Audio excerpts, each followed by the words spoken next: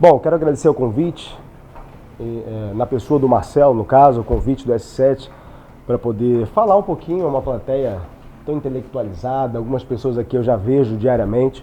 Quero agradecer a presença de todos.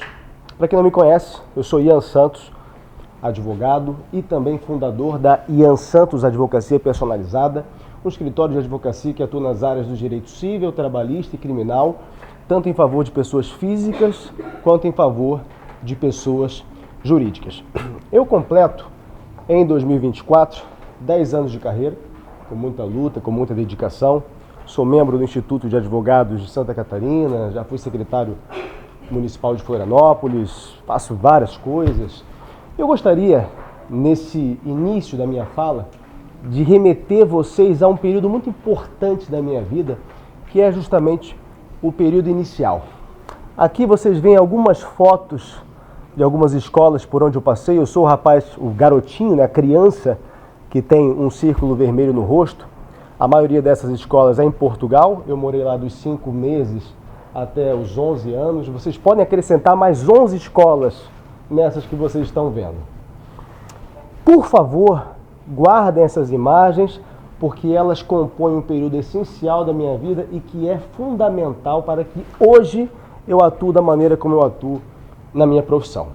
E agora eu remeto vocês a um período um pouco mais distante, o início da minha trajetória. Essa foto aqui é de dezembro de 2013, início de 2014. Aqui, gente, eu já era advogado antes de ser. Por favor, não me entendam mal, eu não exercia advocacia legalmente, não é isso. Eu me refiro ao espírito. E, por favor, eu peço a gentileza para que vocês também guardem essa imagem, porque eu vou voltar nela. Acho que eu melhorei um pouco, né, Marcelo? Em relação à vestimenta, né? Bom, e aqui... deu uma encorpada.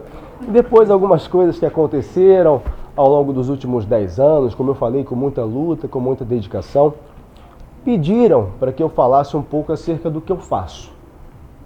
E é indissociável, eu preciso falar sobre a advocacia como um todo, porque é isso que eu vivo, é isso que eu respiro nos últimos 10 anos. E eu já quero dizer que eu não atuo no ramo da advocacia, Felipe. Eu atuo no ramo das pessoas. Como eu falei há algum tempo, há uma entrevista que eu dei. Eu sempre gostei de trabalhar com pessoas.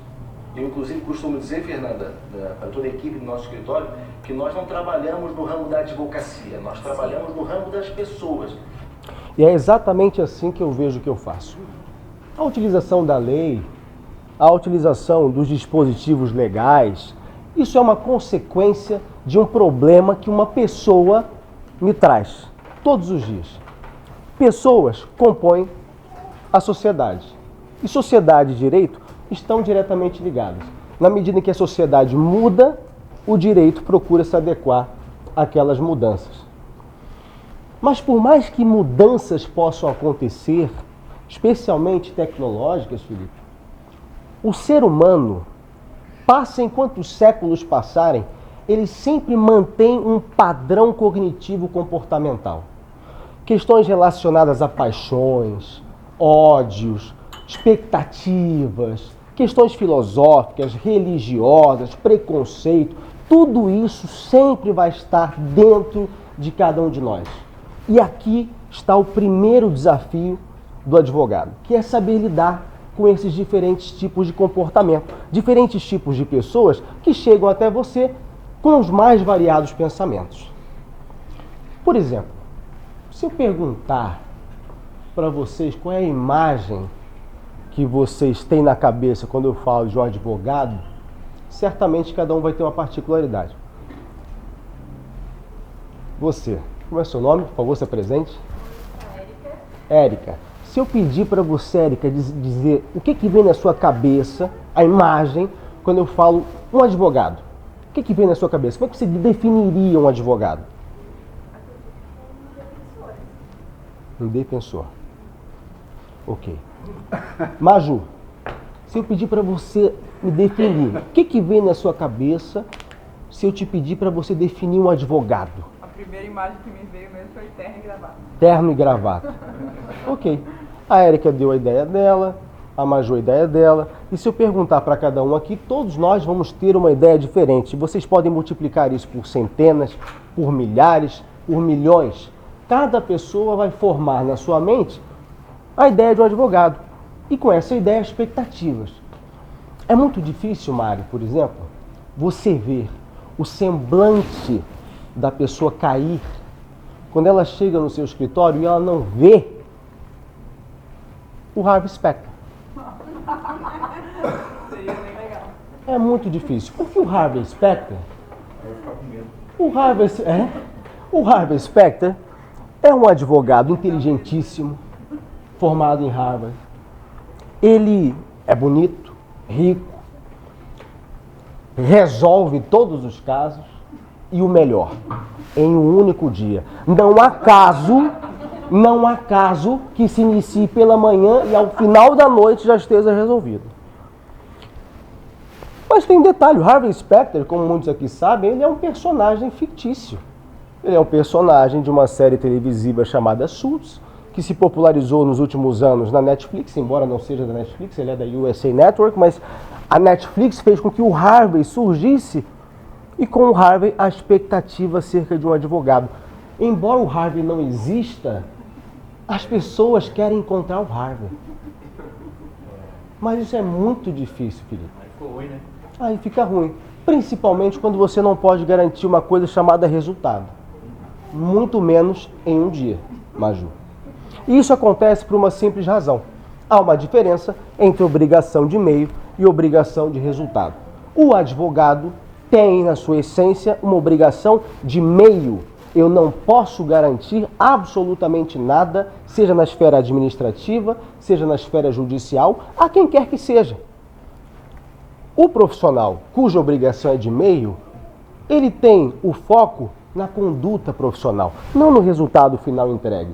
O cliente tem que fazer a avaliação do profissional baseado no esforço, na competência. Esse advogado utilizou tudo que estava ao alcance dele, ele utilizou as petições com uma boa escrita, ele utilizou os mecanismos recursais corretos dentro do processo administrativo, ele foi até a autarquia certa, ele fez tudo que estava ao alcance, se fez excelente, independentemente do resultado final.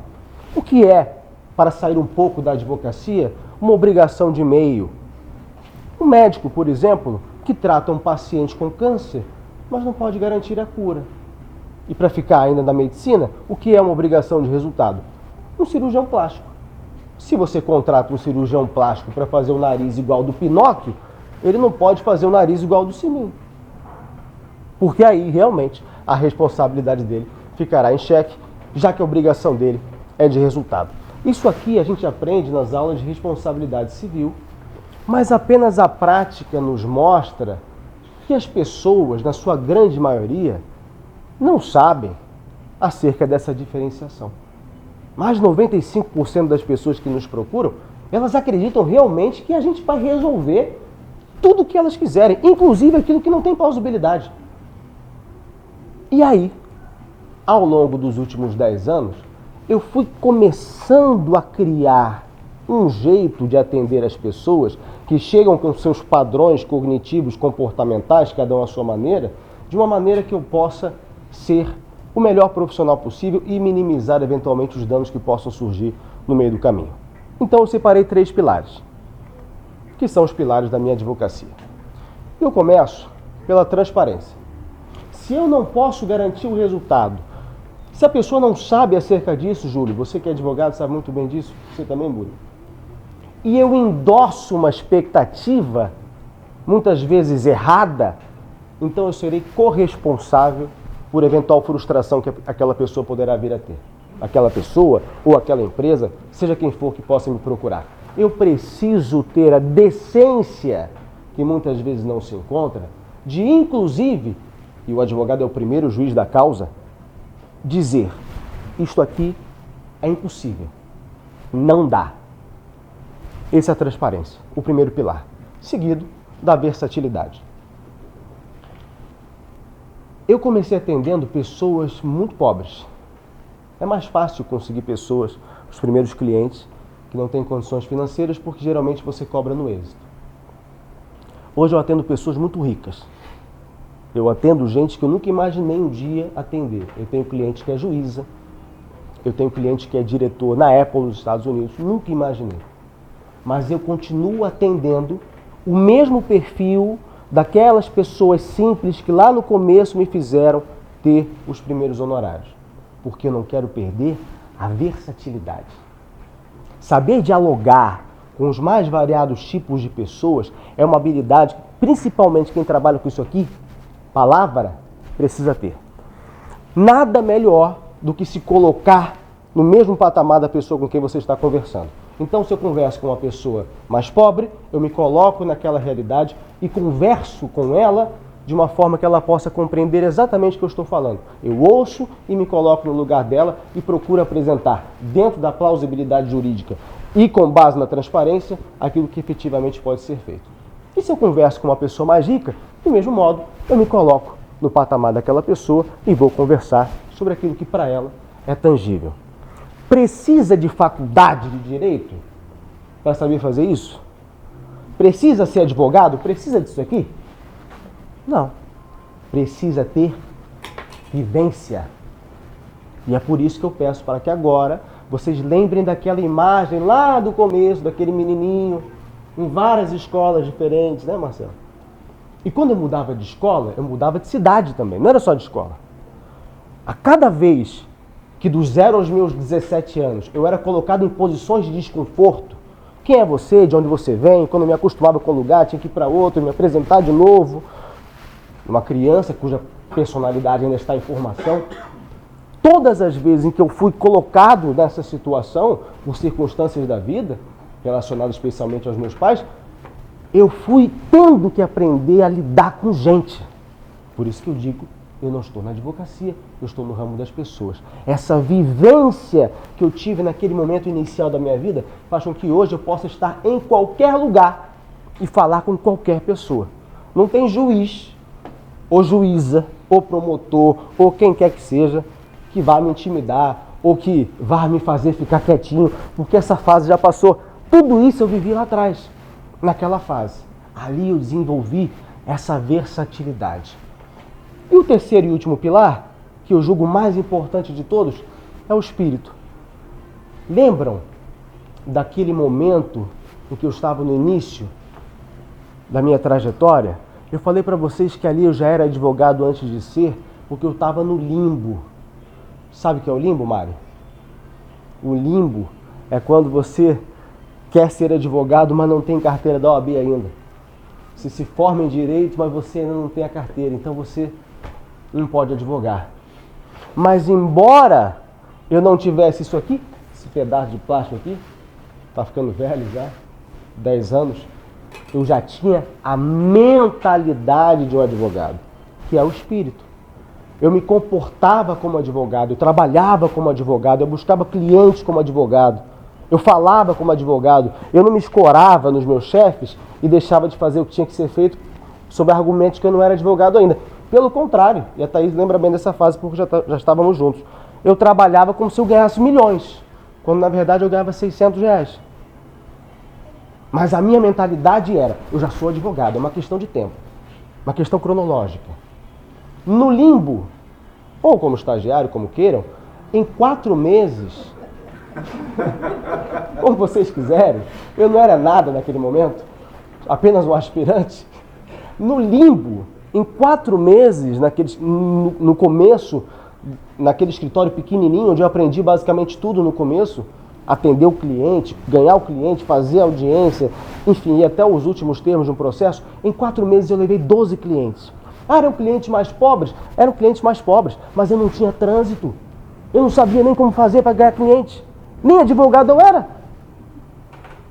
Eu levei 12 clientes em 4 meses, enquanto outro rapaz, que estava lá antes de mim, advogado, filho de advogado, advogado famoso, com posições hierárquicas altas dentro da política interna da OAB, em 6 meses não levou um cliente. E quem me disse isso à época foi o meu chefe, na época também. Por quê? Porque mesmo sendo advogado, mesmo sendo da cidade, coisa que eu não sou, embora já me considere daqui, porque eu estou desde os 17 morando sozinho aqui, hoje já com a minha família. Mesmo sendo filho de advogado, mesmo com todas as condições para poder crescer na área, lhe faltava isso aqui, espírito. E é por não ter esse espírito, que não é necessário apenas ao advogado, mas para qualquer coisa que qualquer um de nós possamos fazer na nossa vida, que a maioria das pessoas que ingressam na advocacia acabam por desistir dela e vão angariar outros caminhos. Aí você vai ver, Búrigo, como é que era essa moça, esse rapaz na advocacia, o dia inteiro no escritório. Ainda tem coragem de postar advocacia por amor. Já trabalhei com vários assim. O dia inteiro, não carrega um pão para casa. Não, acha que o cliente vai simplesmente bater na porta dele e falar, olha, toma aqui, eu quero que você seja meu advogado. Vai te entregar uma causa de 10 milhões, só porque você é advogado, só porque você tem isso aqui, esse pedaço de plástico.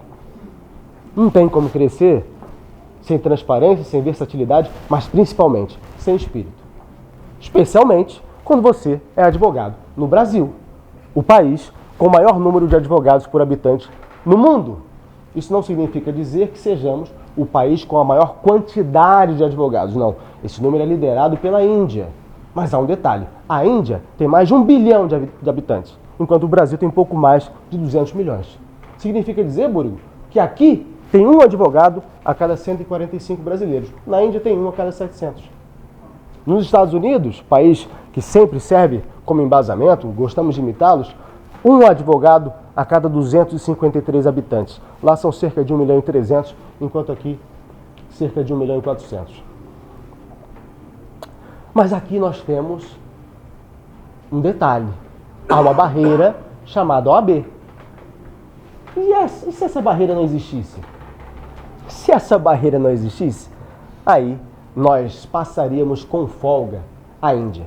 Porque nós seríamos 3 milhões de advogados, Júlio. Um pouco mais, um pouco menos. Passaríamos com sobra a Índia, porque lá não tem prova da OAB. Lá ninguém fica no limbo. Lá se formou, vai seguir a vida.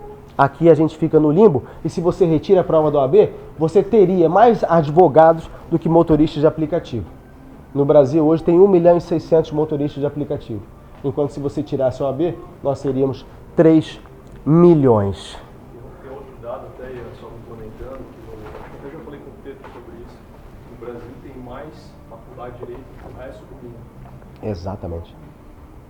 O resto do mundo inteiro, né? Exatamente. Muito bem colocado, Júlio. Aqui no Brasil existem mais universidades de direito do que no mundo inteiro juntos. E isso é estranho, especialmente quando você tem índices educacionais ridículos como os que nós temos. O que explica ter tanto advogado? O que explica ter tanta faculdade? Simples. Barateamento das faculdades, precarização do ensino e, como consequência disso, formação de péssimos profissionais. Vejam que hoje no Brasil existem advogados que têm vergonha ou medo ou não sabem propriamente falar. A matéria-prima da advocacia, aquilo que na Grécia Antiga diferenciava aqueles que eram advogados dos que não eram. Quem eram os advogados na Grécia Antiga? Pessoas que eram boas na oratória e que tinham bons argumentos e com isso tinham capacidade de se colocar no lugar do outro e defendê-los. Não tinha faculdade de direito, ninguém buscava isso aqui. Era talento. É que não se ensina também a oratória mais, né? A oratória deixou de fazer parte da vida, é uma coisa que falta, realmente. As pessoas vão para a tribuna e sem espírito.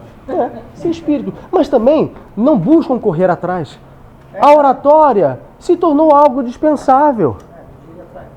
E a oratória, ou um advogado que não sabe falar, meus amigos, é a mesma coisa que um padeiro que não sabe fazer pão. E o mesmo se aplica à escrita. O mesmo se aplica à escrita. Então nós temos advogados que não sabem falar, ou não querem falar, ou têm medo de falar, e não querem sequer escrever. Já cansei de ter que ensinar português para gente formada.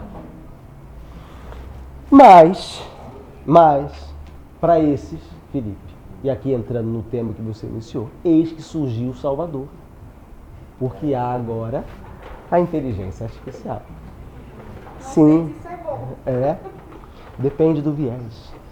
A inteligência artificial, sim, ela também é utilizada na advocacia, principalmente para a automatização de tarefas rotineiras. No meu escritório, eu costumo utilizar principalmente para elaboração de documentos extrajudiciais, notificações extrajudiciais, análise contratual.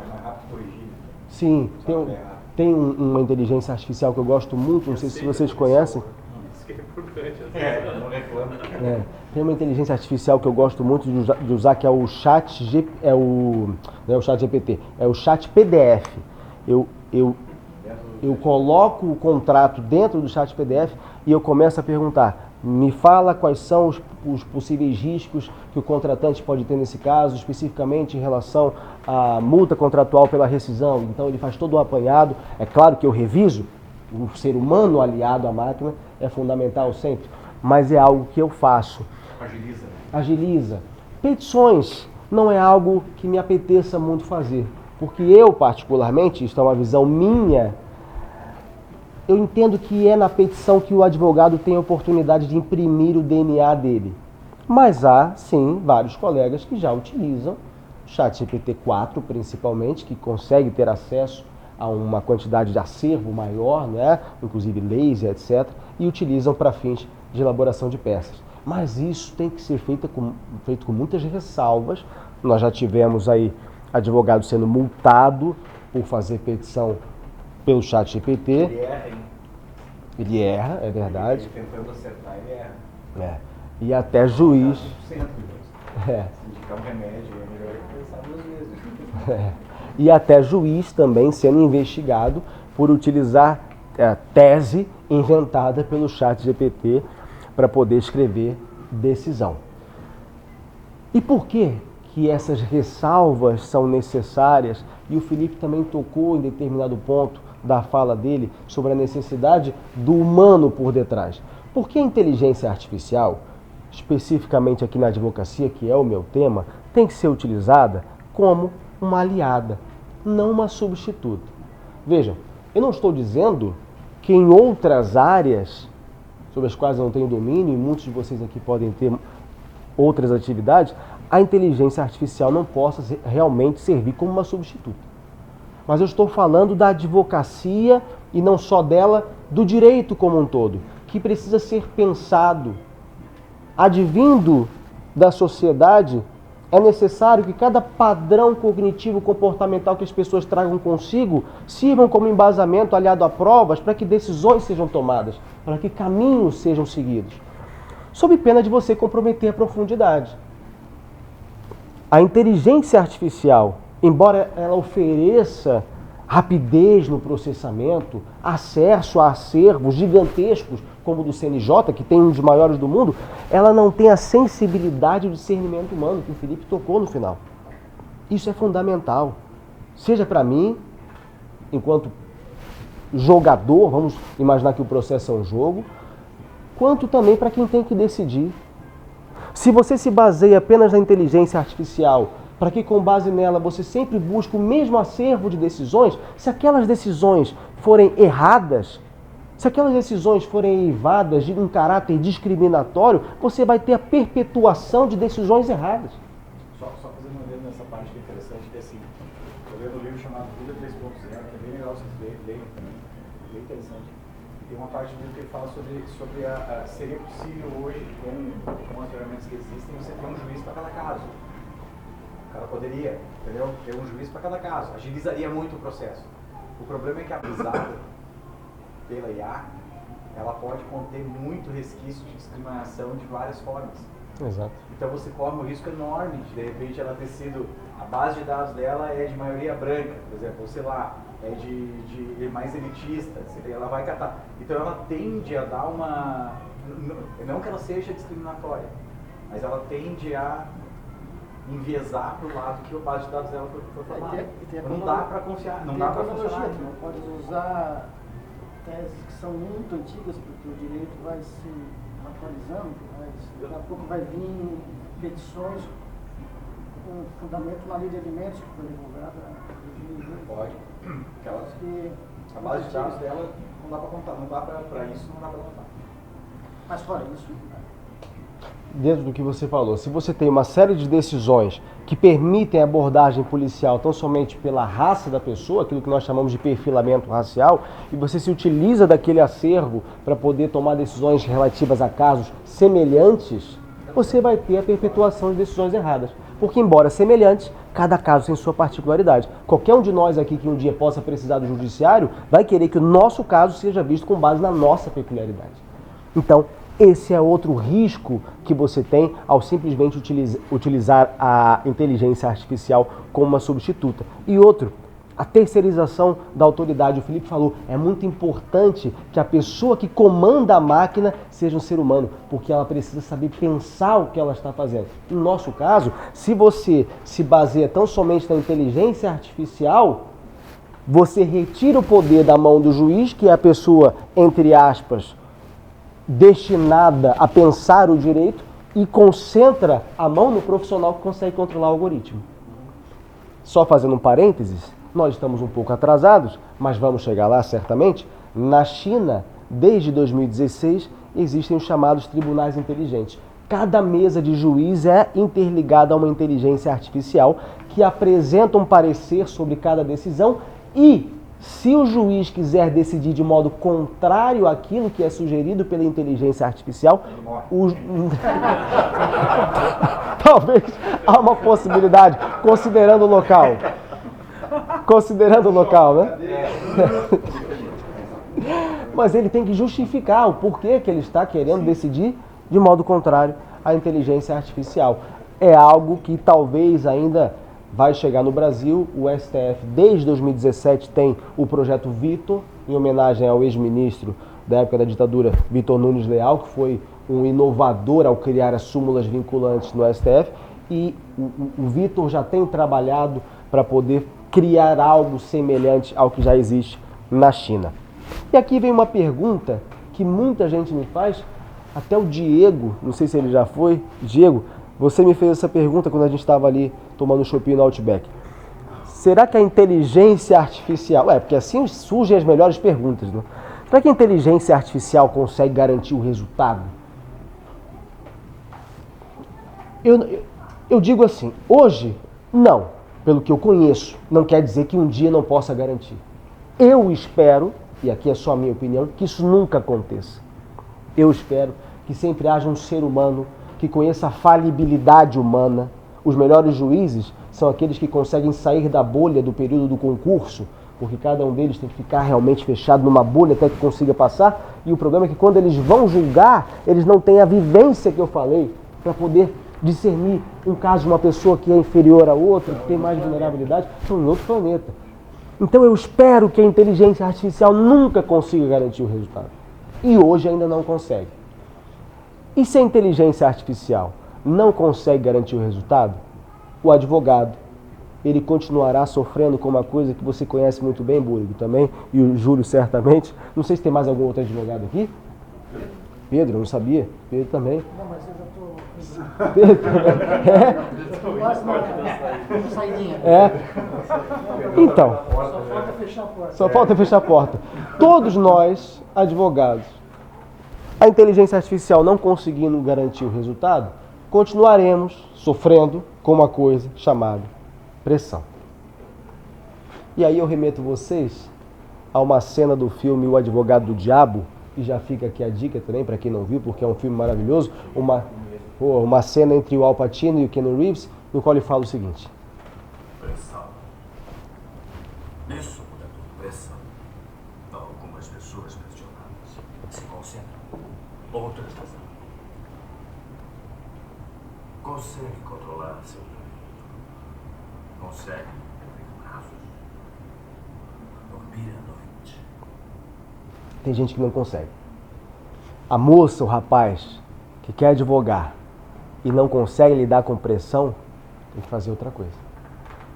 Eu sempre penso o seguinte: imagina eu entrando nesse avião agora, quando eu vou viajar, e o camarada lá na frente cheio de medo. Eu saio daquele avião naquela mesma hora. um médico que vai fazer uma cirurgia de risco e não quer ver sangue? Ou está com medo do que possa acontecer? Como é que eu não vou sentir pressão, Felipe, se uma pessoa coloca uma causa de 20 milhões na minha mão? É um projeto inteiro de uma vida, uma máquina que precisa ser comercializada e você está encabeçando aquela negociação com uma empresa lá não sei de onde. Como é que eu não vou sentir pressão com isso? Se não sentir, eles vão fazer você sentir. Alguma coisa está errada. Só tem uma maneira de aguentar essa pressão. E aqui eu remeto vocês ao 9º mandamento do advogado, extraído do livro Os 10 Mandamentos do Advogado, que eu sempre indico para qualquer pessoa que venha estagiar comigo, ou trabalhar comigo, ou qualquer amigo que queira entrar na advocacia, que é: esquece. A advocacia é uma luta de paixões. Se em cada batalha fores carregando tua alma de rancor, sobrevirá o dia em que a vida será impossível para ti. Concluído o combate, ouvida tão prontamente tua vitória como tua derrota. O Marcelo me contratou. Ganhamos. Marcelo, muito obrigado pela confiança. Deu tudo certo. Ele segue a vida dele, eu sigo a minha. Deu tudo errado. Tudo errado. Tudo diferente do que a gente imaginou. Marcelo, muito obrigado pela confiança. Infelizmente, não deu certo. Ele segue a vida dele, eu sigo a minha. De cabeça erguida. Mas isso o advogado só faz se utilizar aquele primeiro pilar. Transparência. Desde o começo. Desde o começo. O Marcelo chegou cheio de ideias. Já chega com a fórmula pronta. Canso de atender gente assim. Olha, você vai fazer assim, você vai fazer assado, porque o meu vizinho falou, meu porteiro também, teve um caso parecido na minha família que não tem erro. É causa ganha. Frase maravilhosa. Como eu amo essa frase. É causa ganha. O Uber me falou. Por que a senhora não contratou o Uber, pô? Tinha que ter contratado o seu porteiro. Olha, doutor, me disseram que dá para dar entrada na casa própria se eu ganhar esse processo. Uma açãozinha de danos morais ali porque a fulana olhou torto para ela. Se no começo, quando chega esse papo, eu não corto mal pela raiz, se der errado, e o problema é que não dá errado um mês depois, pode dar errado 10 anos depois. Lembra daquela foto? Eu tenho processo que se iniciou naquela época e está até hoje aqui nas minhas costas. Os clientes até já cansaram de me perguntar como está. E eu também. Eu estou com 33 anos, estou com filha, estou casado e esse processo não se resolve. Se eu não tenho transparência, pô, como é que eu vou falar agora, cara? Como é que eu vou falar que não deu certo? A pessoa sabe que eu podia garantir. Era causa ganha. Eu queria ganhar ali 2 milzinho. Os 2 milzinhos vão embora numa semana, Buri. Nunca mais se vê aquele dinheiro e você fica carregando aquela bucha para sempre. Imagina. Essa pressão, ela só consegue ser controlada se você... faz muito isso. Você tem 1.500.000 advogados. A prostituição, ela é algo normal numa área em que é cada um matando o cachorro a grito. O cara some depois. Aí vai de cada um, né? Eu tenho que estar aqui. Eu tenho minha família aqui, não pretendo sair daqui também. Então eu tenho que ser transparente. E você, para aguentar essa pressão, você tem que esquecer. E claro, quando o resultado é ruim,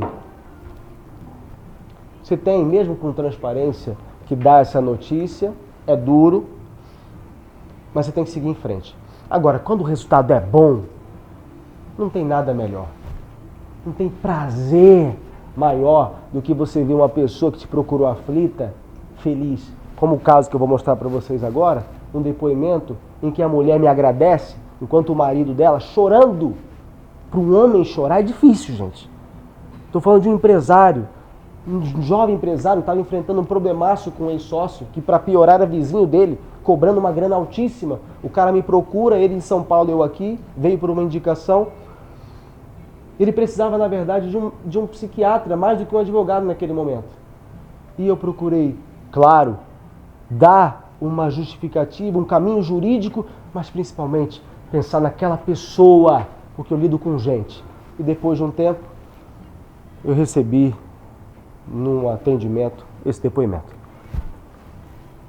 Eu te agradeço muito pelo que a paz que eu fazer, você não faz ideia.